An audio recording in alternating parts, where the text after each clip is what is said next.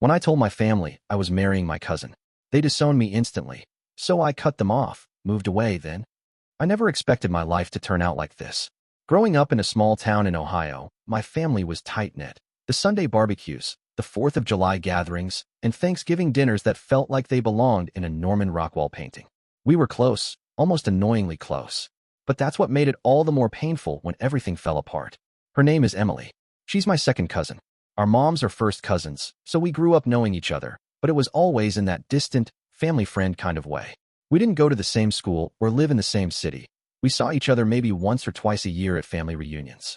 Funny enough, I never really noticed her until we both ended up at the same college, about 6 hours away from our hometown. It started innocently. We bumped into each other at the campus library during freshman year. I remember thinking, wow, she grew up. We had coffee, laughed about how weird it was seeing family outside the bubble of holidays, and promised to catch up more often. And we did. A lot more often. It started with study sessions, then late-night walks around campus, movie nights, and slowly, it became something else. I don't know if it was because we already had a shared history, or because we genuinely just connected as people, but it was real. It felt real in a way nothing else ever had. We avoided talking about it at first. We knew how our families would react, especially mine. Her side of the family was a bit more open-minded, but mine? Traditional to the bone. My dad once got into a full-blown argument with my sister just because her boyfriend had tattoos. But you can't help who you fall for. Believe me, we tried.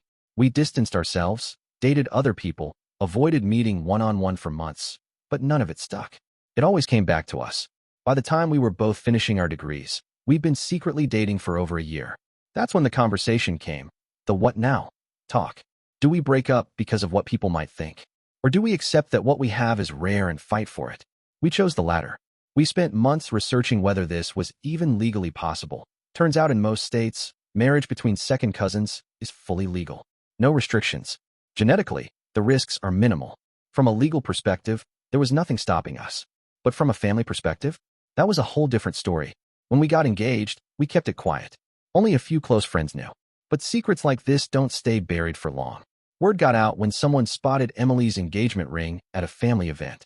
It wasn't even one of us who said anything. It was a well-meaning aunt who put two and two together and couldn't resist gossiping. The phone call started that evening. First from my mom. Her voice was strained, cautious at first. Is it true? Are you really marrying Emily? When I said yes, there was silence. A long pause. Then, a whisper, you're destroying this family. The next few days were a blur of texts, voicemails, and long, angry emails.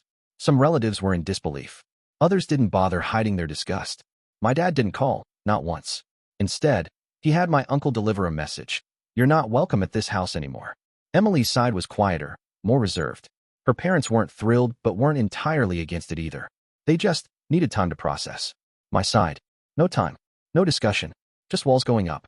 It was like I went from being the golden child, the dependable son, the first in the family to go to college, to some sort of family outcast overnight. Even my younger sister, who had always been my closest ally, texted me something that hit harder than anything else. I love you, but I can't support this. I'm sorry. If you're reading this, what would you have done in my place? Would you have chosen love, knowing it might cost you your entire family? After the dust settled, or at least after the loudest voices quieted, we realized the reality of what we were stepping into. It wasn't just a wedding we were planning anymore. It was a line being drawn in the sand. Emily tried to hold it together, but I could see the toll it was taking on her.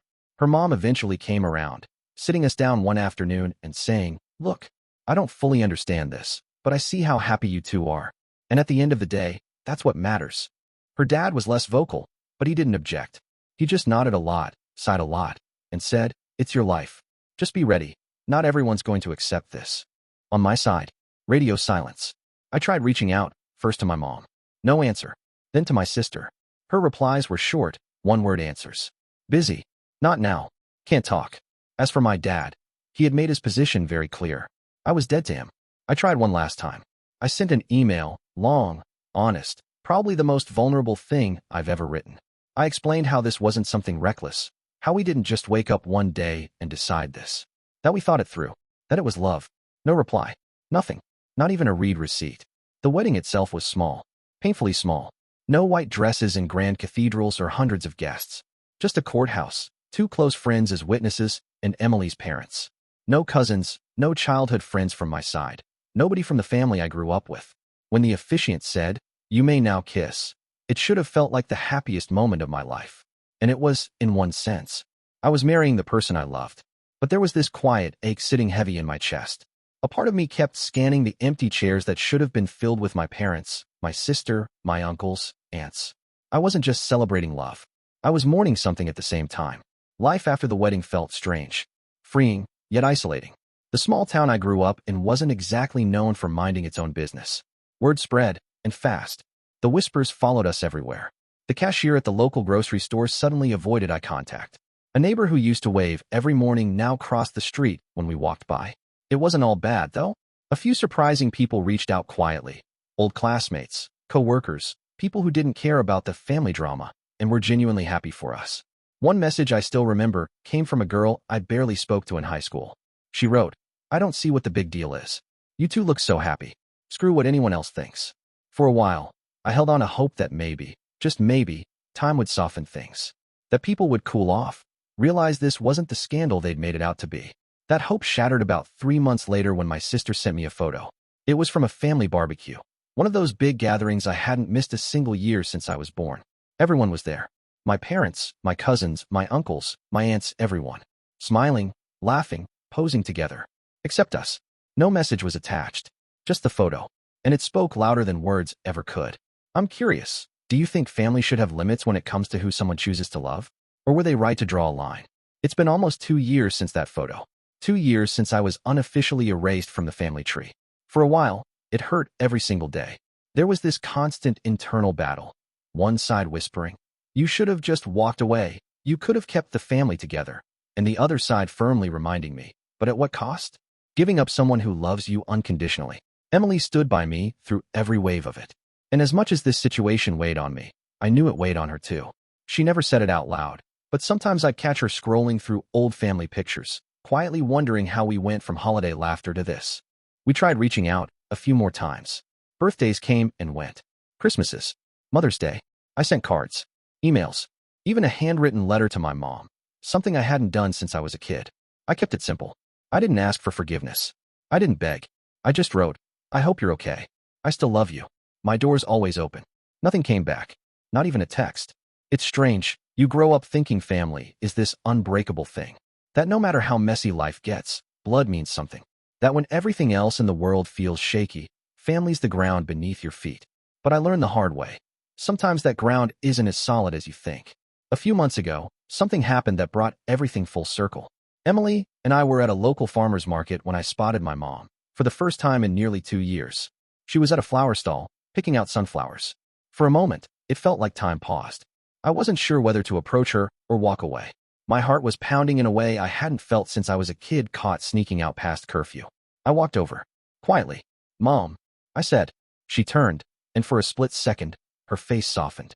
There was this brief flash of the woman who used to pack my lunches, kiss my scraped knees, and stay up all night with me when I had the flu. But just as quickly, her expression hardened. "I don't have a son," she said. Her hands didn't even stop moving. She kept arranging flowers like I wasn't even there. I stood there, unsure of what to say, unsure if there even was anything left to say. Emily gently touched my arm. "Let's go," she whispered. And we did. That was the moment something shifted inside me. I realized I had been holding on to this hope, quietly, secretly, like a candle refusing to go out. But that day, the wind finally blew it out. We moved, left the small town, found a little house about 2 states over, built something new, something just ours. And here's the thing, life got better. The weight slowly lifted. We made friends, real friends who didn't care about how we met or what our family tree looked like. People who judged us by how we treated others, not by some outdated family expectation. Sometimes I still think about the people I lost. I probably always will. There are moments, holidays, birthdays, where the absence feels loud. But then Emily walks through the door, laughing about something random, or curls up next to me on the couch. And I remember, love isn't supposed to come with conditions. I chose love, and despite everything, I don't regret it. What do you think? Was choosing love worth losing everything else? Would you have made the same choice, or walked away to keep the family intact? I appreciate you watching till the end. Hit that subscribe button and stay tuned for more content.